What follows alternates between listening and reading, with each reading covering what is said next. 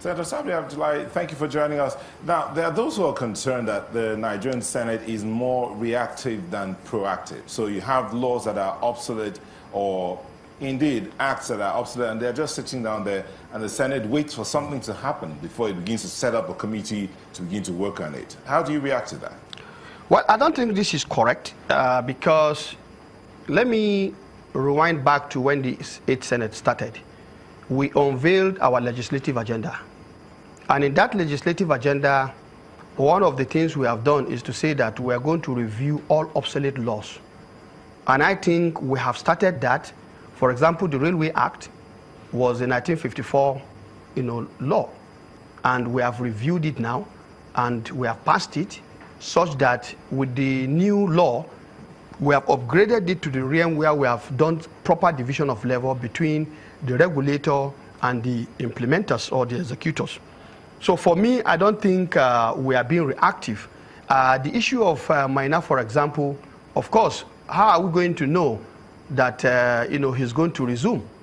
That is not on our responsibility. It's the responsibility of the executive.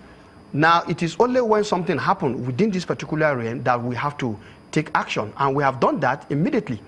And with respect to even this, law I'm talking about, if I may come actually, here, sorry, let me just land on this. I have actually been working on this bill for the past 1 year, and like Chamberlain said, the issues are very complex, and it's not something you just bring anything anyhow.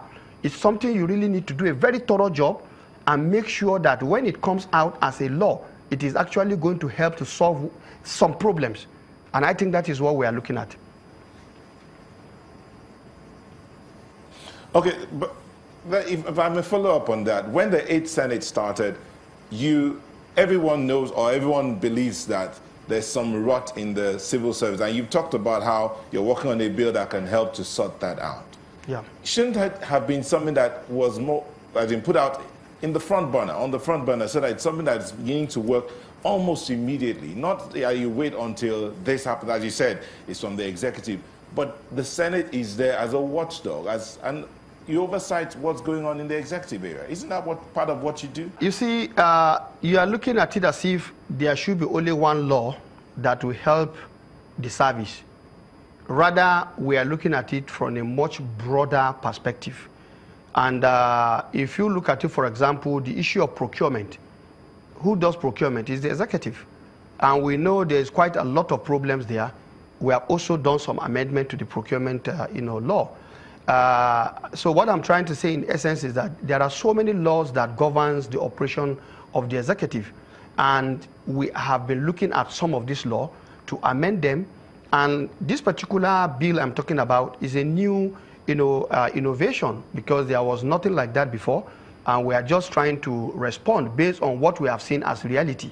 And you see, we have to admit one fact: to put up a law is not something that is done overnight. You really have to do a lot of work. And like I told you, we have been working on this. I've been working with some retired permanent secretaries. They have been reviewing it and looking at it.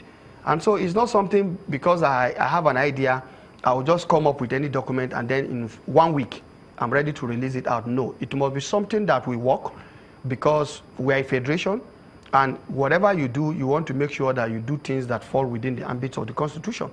So I think this is the case in point. And we'll continue to work hard. Where the committees have to work, we are oversighting. And where we've seen problems, we definitely address those problems as they come. And the ones that we need to...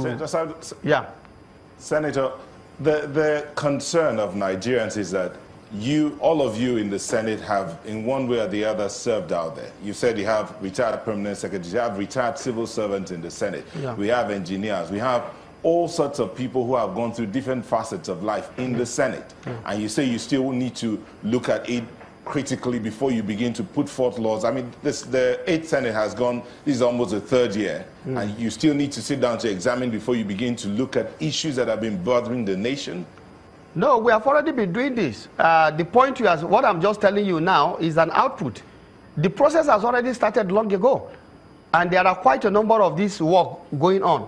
So it's not as if I'm saying it's now that we are looking at it. No, we are looking at these issues right from beginning when we came. And that was why we even have the legislative agenda. The legislative agenda was our collective thought on how we intend to serve out these 4 years that we are privileged to serve as senators of the Federal Republic. And that is why I'm saying the objectives are very clear. We want to improve good governance.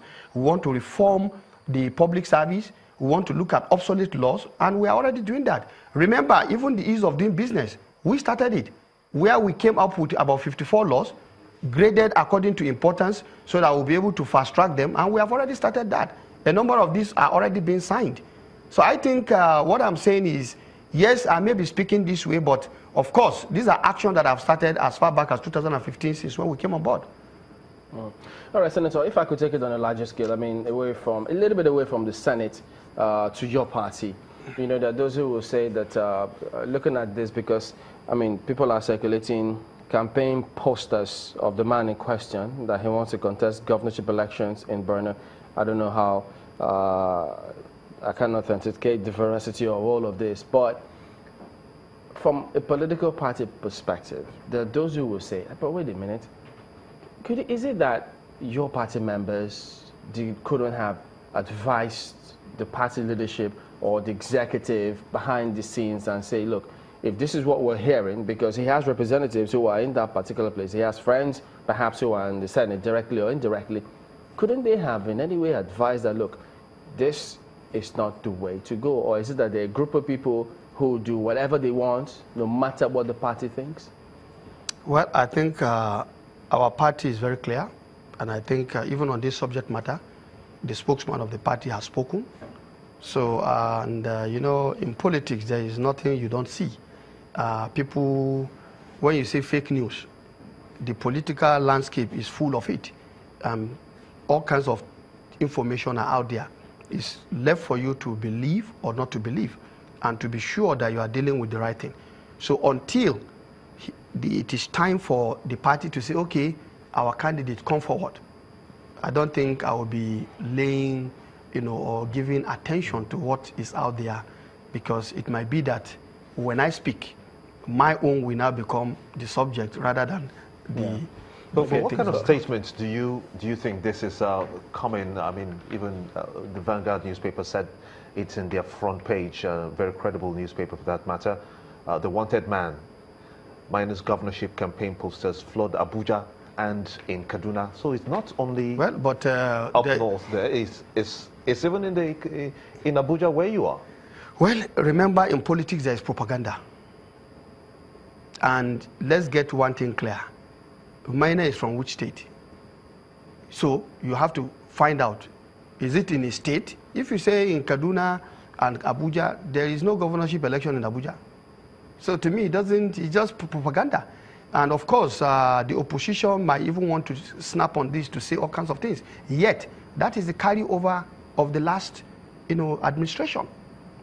Is the carryover. What's the carryover? Yeah. The subject matter of Maina is the carryover of the last administration. We're just dealing with the symptoms of what has already happened.